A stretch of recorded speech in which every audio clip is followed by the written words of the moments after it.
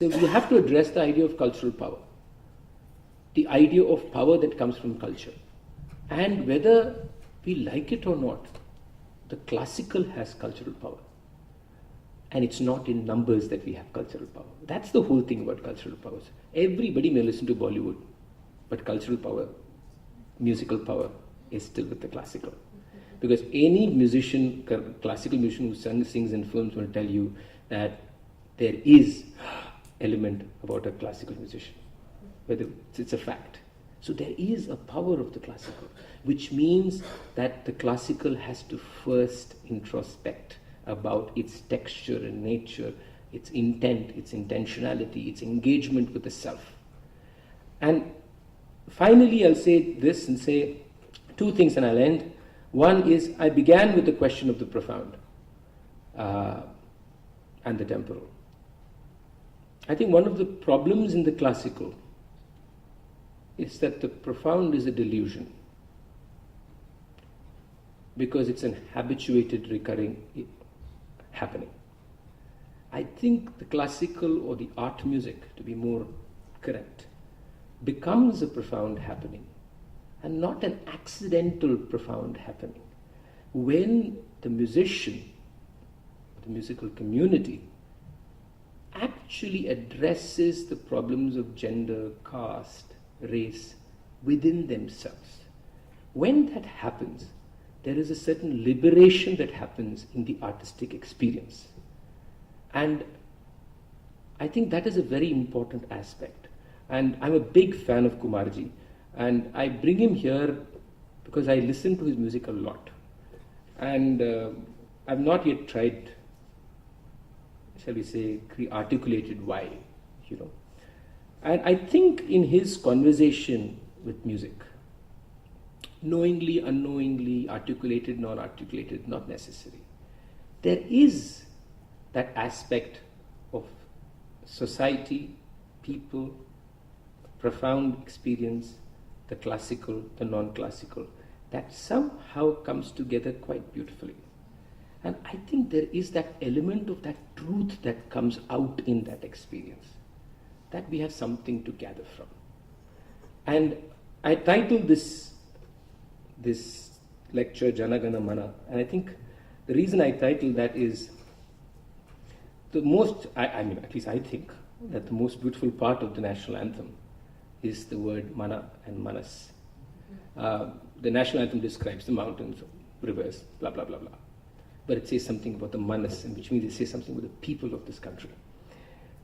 And I really think that the people of this country, the cultural people of this country, have to listen to each other and really listen. And for this to happen, we need to critically think about the artistic spaces that we inhabit. And these have to be technical questions, aesthetic questions, philosophical questions, and political questions. They can't be separated. They just cannot be separated. And through this, there's a possibility of moving the aesthetic discourse itself to a different point. Now, why do I say that Carnatic music needs many people participating? Not because Carnatic music is begging for it.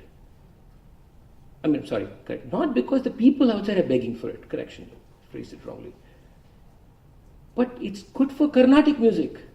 It's good for aesthetics of the Carnatic music, of the politics of the music, of the philosophy of the music, that a diverse community engages in it. And if we can continue this critical thinking, there is not a question of another model. The constant awareness that every note I sing has a story behind it.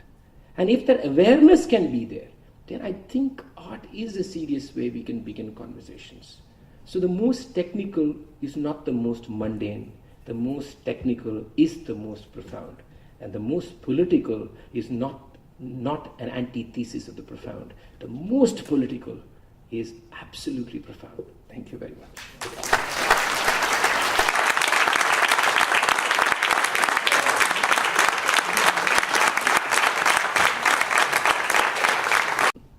Anybody for questions? The intention of musicians you spoke about, what exactly do you think is the intention of the musician to present music in way it is presented today? We're specifically asking about classic Hindustani and Carnatic music, right? Or Carnatic music, yeah. Because it has to be specific to the form, because the intention changes with form, right? Popular Western music, for example, the intention was clearly political and social. So it was about creating political renaissance.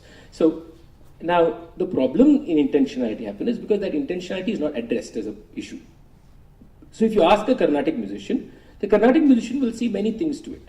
He'll say, of course, there's improvisation, there is raga, and we are doing this, but it's also religious bhakti. Okay? Therefore, I have to, for example, they demand that you must be able to communicate the emotions felt by the composer when the composer composed it. That whole framing is kind of crazy, no? I mean, really it is, because I can't inhabit his space. I can't inhabit his society. I can't inhabit his home, because that is what gave that expression. But so therefore, there is a certain blurring that happens, right? So it becomes a religious exercise. But it's not just a religious exercise, because if you said it's only a religious exercise, what's the difference between you and singing Nama Sankirtana? Right? There's no difference. So there's a religious exercise, there is the abstract exercise. But I want to make a point here, that the abstract is still trapped in the religious. Because what happens when you, like I gave you the Arikudi example, you want to abstract, but the religious draws you back and says, you can't abstract here. It's disabling the religious aspect.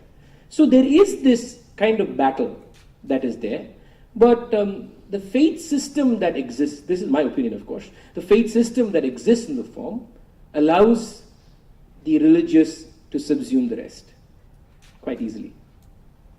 The environment in which the music is made affects the music. For example, he used to play rock in a nightclub. So he says the structure of the nightclub more or less dictated what sort of music he played. Whereas if it was a symphony hall or something, that music would not happen there. So how important do you think the physical environment is? Well, I definitely think the physical environment has a participation in the whole thing. But the other question I'll ask is again, okay, the physical environment, say, enables a certain inspiration, hypothetically, okay, and creates a body of work. It really lives only when that physical environment has been abstracted into that body of work. So it can be presented anywhere. Which is why, for example, I have a problem with the Hindustani musicians being obsessive about time of the day. Honestly. I have a serious problem with that. And ragas have to be sung. Because I think this is what I think we should look at it as. It's a morning raga, fine. So what does it mean if it's a morning raga? It's abstracted the experience of the morning into the raga. That experience can happen at any time, in any place. Does it only have to happen in the morning? That's a question we need to ask ourselves. Similarly, I think the space definitely influences art. So, for example, compositions that came out of the temple, were composed in the temple, definitely has, sometimes you can even identify kind of a grandeur that comes. Even in dance you can see it. But I think what is important is that, especially in art music, I'm specifically talking about art music, what art music does is it can detach it from that literal. You can still experience it anywhere. Only then it's abstracted. If it's going to be stuck to that actual physical space, then it doesn't work. That's how I will perceive it. This will be my perception. Was your question about where, in which environment the music has been composed and developed, or where it's being performed? Where it's being Yeah, which is why I said that it has to move from the space. But he seems to say that his music grew the way it did because of the place it was. Yeah, that's completely undeniable. And that's true of every art form, right? Whether it's the court, whether it's the temple or kind of temple, all these have affected, right? That cannot be denied. And there is a certain space. See, the idea of space definitely influences the idea of art. But I'm just saying that it doesn't mean it's trapped in that space, is all I'm trying to say. Which is why they live beyond. I was wondering what role patronage had in all of this, because I don't think you... Yeah. Well, patronage has a huge role in all this. Historically, of course, we know it was the king or the zamindar, that was the patron, and then, of course, in Carnatic music, it became primarily private patronage. So in the early 20th century, you had these sabhas that were evolved, and mainly controlled by upper caste Brahmin men or upper caste Chettiar, Mudalyar men.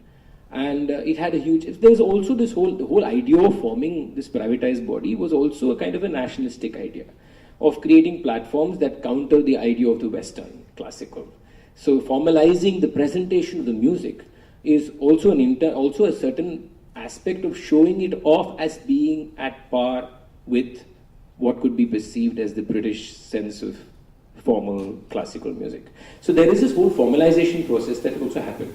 Also the intellectualism that came in the early 20th century through, for example, the Music Academy in Chennai. Music Academy was a body that's supposed to have, created like discourse in Carnatic music, the kind of, scientific research within quotes. All this comes from the patronage idea, the idea of private patronage, which thinks that it's important to create these models. And therefore, in that, a lot of things get muddled and confused. But that's part of the whole larger environment that was there. And the patronage, the problem with patronage will never address these issues also, right? Patronage, by its very texture, is a very, very patriarchal idea, okay? How it is. So it will not address issues. For example, the patronage what happened in Chennai was very clear. The Brahmins and the upper caste were the first of the blocks to the city of Madras, okay? In fact, even till the 50s, I want to tell you, a lot of Carnatic musicians still lived in Tanjavur and Kumbakonam and these places. They kept coming. But Chennai became the epicenter. The patronage became the hold of the upper caste men.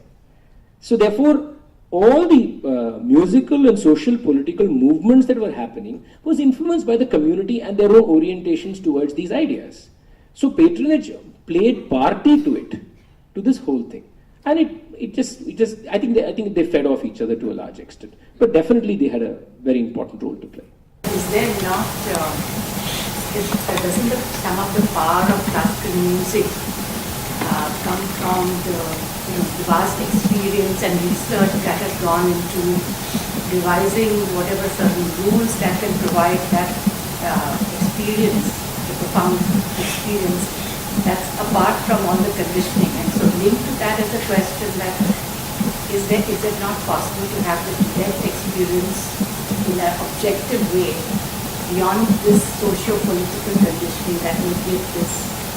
My point is, it's not just classical.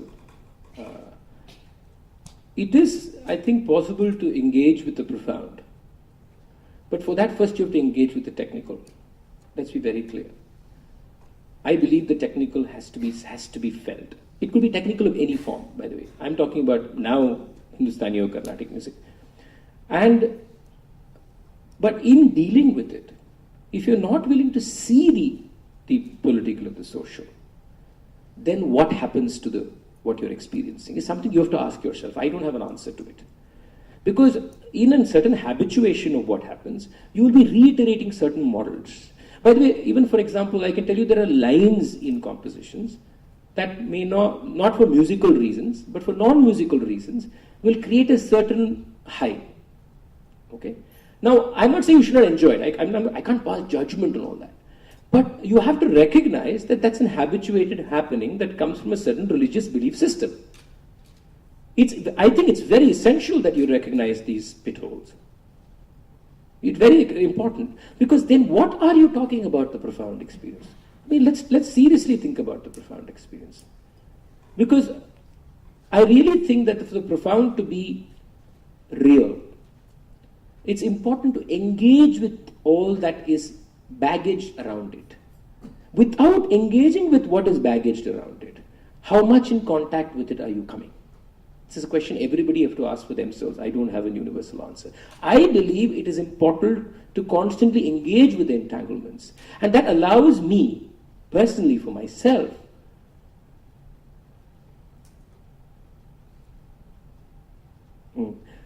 the possibility of situating oneself to be free. But if I don't do that, that also happens very often, right? Because we are human beings. I find that I'm trapped in one or another, and I can see myself getting trapped. I still enjoy it. I still think it's beautiful. I can't deny any of that. But it is a little trap. And I use the word trap not in a necessarily negative connotation. It's a trap. What I would love to see is if I constantly loosen it, then is it possible then that the pathway is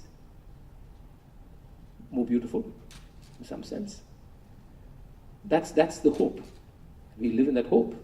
But I do not believe that without seriously engaging with, because when you don't engage in the social political, you're not engaging with the technical. That's what you should not forget. You have lost music because of the social political. You have lost phrases because of social political. You have lost compositions because of social political. So you've lost tangible musical elements because of the social political. How can you say, I will not look at that? Because all those are tangible, artistic, aesthetic elements of the form we are discussing. You said somewhere, you mentioned somewhere in your lecture that there is no possibility of creating modern Indian classical music. It doesn't happen it hadn't happened for a very long time. I would ask you, what does it take to create modern Indian classical music, which is connected to the contemporary, which is connected to the time, and it speaks a new language? I always had this question, why can't it happen now? Why had it to be stuck in the past? There are two parts to address. One is you're looking at modern art music. That's what you're actually asking me. Okay. First, I don't think it's right to presume that the existing art music is necessarily stuck in the past. That's probably not a correct assumption. The idea of the past is reiterated by us very conveniently because that gives us strength. But are we really singing music of the past is a very different question. We are actually, you should even say we are singing modern music. I nowadays start saying we are singing modern music. Because we are hardly 150 years old, 200 years max pushing it. Historically push it another 2, if you want to say 350, 400, be happy saying it. Beyond that there's nothing that, there are elements like I said that connect us. Beyond that there's nothing. So that's one. Two, the problem of that is because of how we baggage the classical. And you see, the fascinating aspect is also this, right? You have many, within quotes, classical musicians who do independent music today, right? The problem is even them. So even they have hierarchy when they do both, by the way. So somewhere, this is the Sachi Baat. Somewhere inside, even they don't feel that they are really creating a new genre. I think if that changes, there's a possibility of an abstractive art music form that evolves.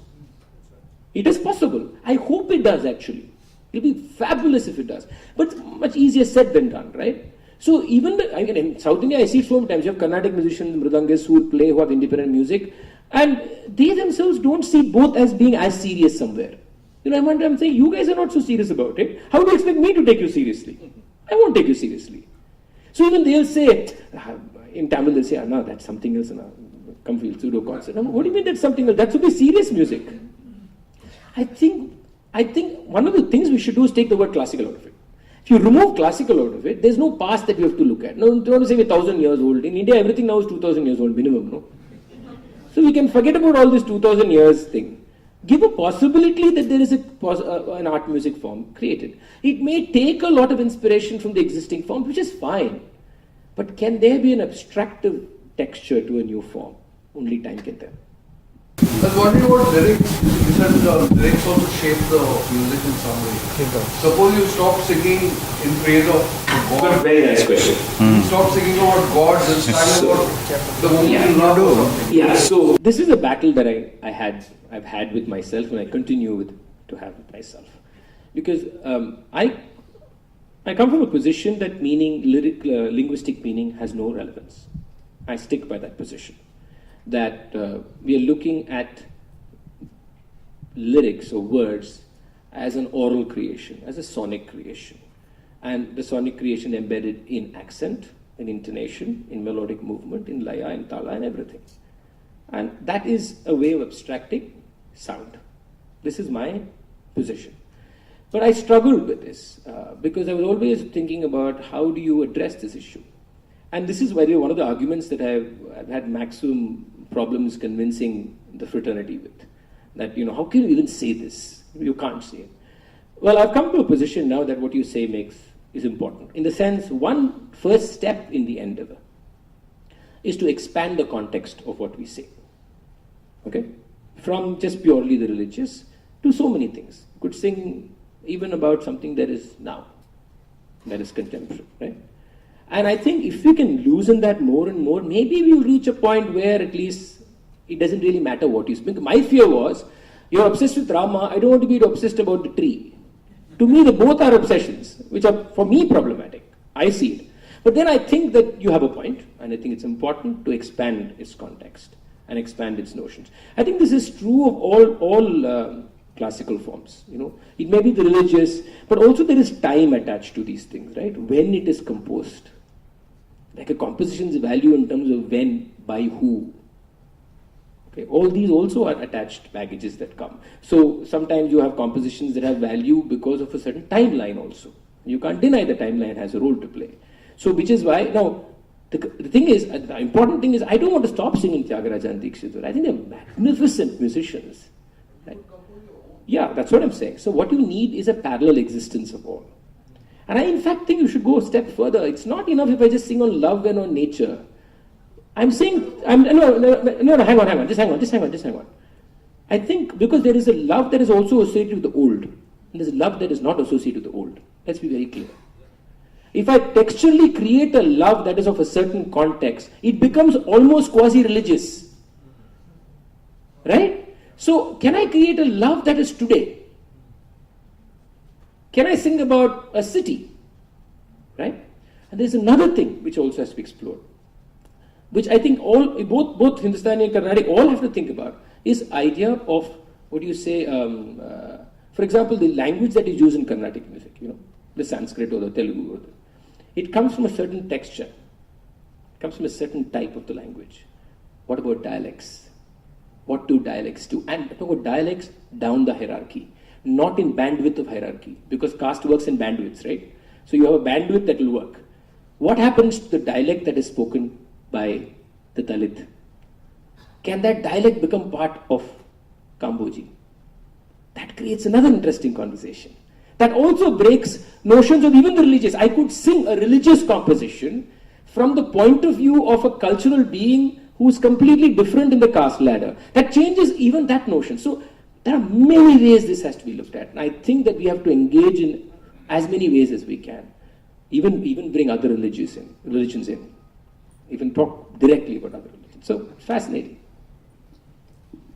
On behalf of Dr. Ashok Ranade Trust, I thank Team Krishna ji for being with us and delivering such a thought-provoking lecture.